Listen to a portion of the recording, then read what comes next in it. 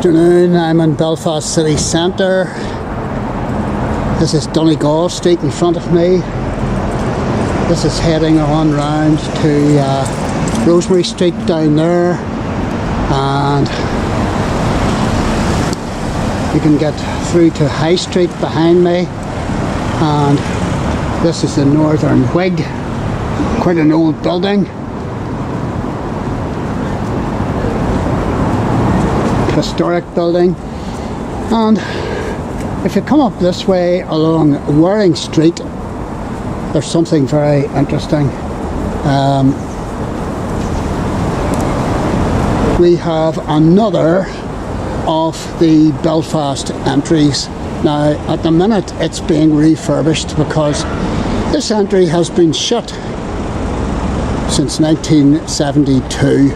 This is Sugarhouse Entry, and this dates back to the 1600s, and it's a remarkable entry. Unfortunately, how authentic it is, you know, as regards history, remains to be seen, because most of the entry and most of the buildings were destroyed in World War II whenever the German Luftwaffe bombed Belfast in the Belfast Blitz. So it's one of the forgotten entries of Belfast, and it was here that some commerce and trade and hotels were along this entry. And it's a remarkable entry.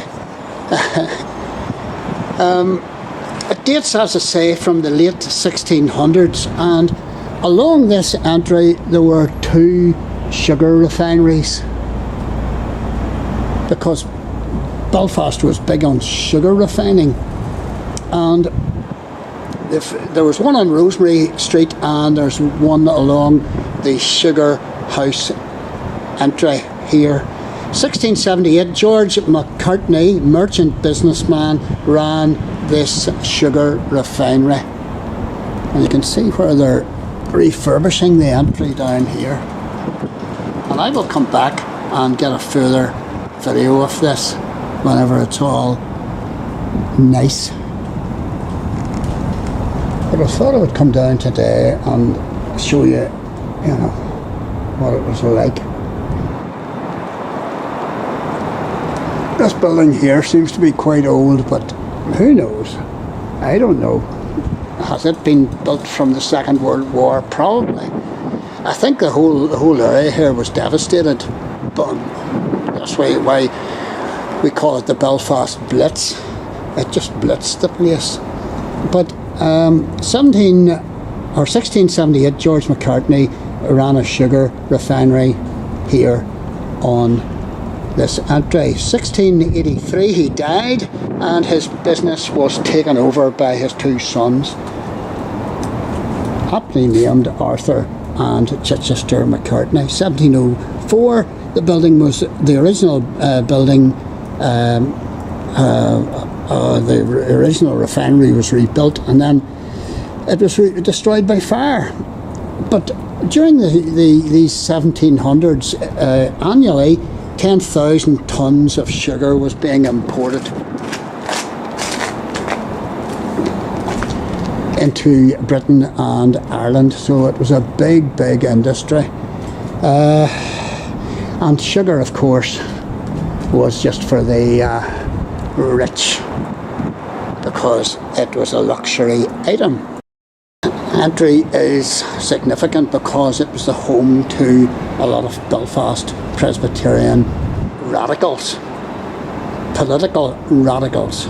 These were the men who founded the United Irishmen, and they met in the Muddlers Club above Dr. Franklin's Taverns, sometimes known as Benjamin Franklin's Tavern, and they had very, what you might call, advanced political opinions.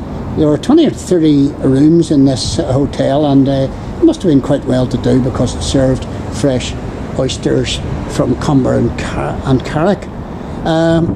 So it was a meeting place for the Belfast radicals, and their aim the United Irishmen was to unite Catholics and Protestant dissenters to get rid of British rule over Ireland. And they called themselves the Muddlers Club because they didn't want to draw suspicion to themselves, because the British forces were on the lookout for anybody that wasn't towing the line. And this was a very dangerous time for them. They had to basically go undercover. And in 1796, their plans and their meeting place, the Muddlers Club in Sugarhouse Entry, was discovered. And this was due to a servant girl squealing on them. And she was called Belle Martin.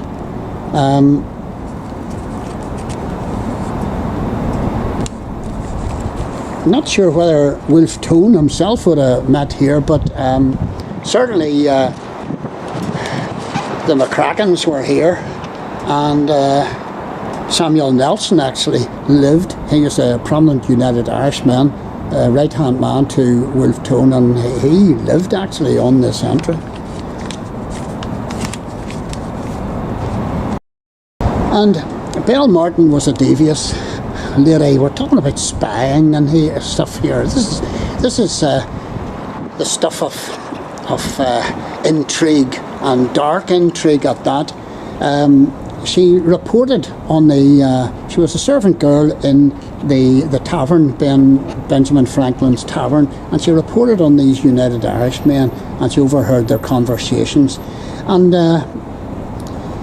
she even, will you hear what she did? Will you hear what she did? This is amazing. She also frequented the British Army barracks in Lisburn, and she lured, this was in 1798, she lured soldiers to join up with the United Irishmen. And then, what did she promptly do? She exposed them to the British authorities, and her word in 1798 resulted in the execution for treason of 4 young Monaghan militiamen. And she was reportedly the mistress to Lord Castlereagh. So there's a lot of intrigue here. This is amazing stuff. It was also to this entry that Henry Joy McCracken, after his execution in the Corn Market area of Belfast here, after his execution, he was immediately taken to Sugarhouse Entry, and they had hoped to work on him and revive him, but that was not to be. He obviously died. Mary Ann, his sister, had a doctor waiting, but it was no use. A lot of changes over the years. The Franklin Tavern, the Dr. Franklin Tavern, became in 1817 Nugent's Den, and it was a ribald, raucous place of entertainment. And an order was made around that time that no lady should be carried in a sedan chair up this entry after midnight. It was just too dangerous. In 1839 it became the Bam Bridge Hotel, where billiards and oysters were the order of the day, and in 1941 it was blitzed by the German Luftwaffe. And it runs parallel to Bridge Street from High Street to Waring Street. 1972 it was closed permanently because of security issues, which was a shame, and it is one of the most important entries in Belfast for historical reasons. And now, 50 years later, under the Belfast Entries project run by Belfast City Hall, first time in 50 years this entry will be opened to the public and totally refurbished with paintings and historical plaques and everything else. Check out some of the other entries in Belfast. I've videoed them all, so they will be on YouTube, my walk rounds of these. And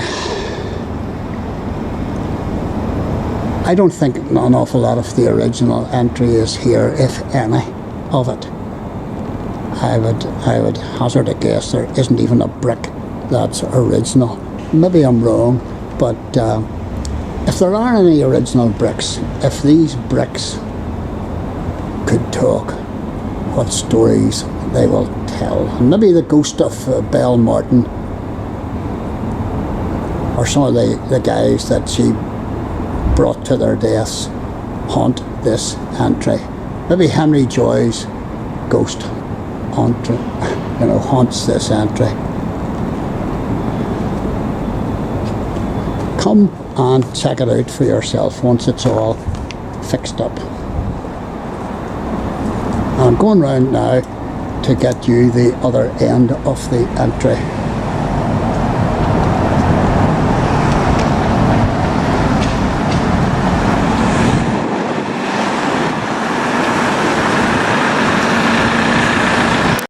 Just a better shot of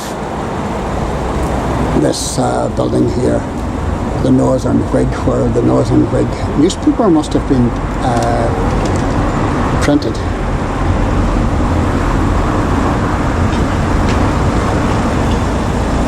And there's a date up here, and I'm not sure what that is.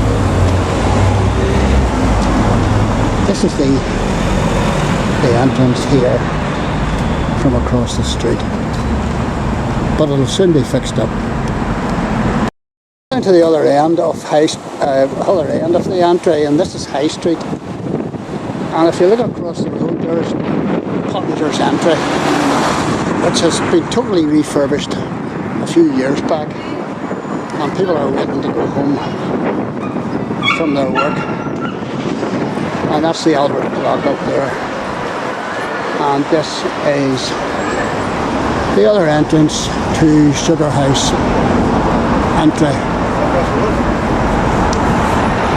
just beside the post office, or what was the post office.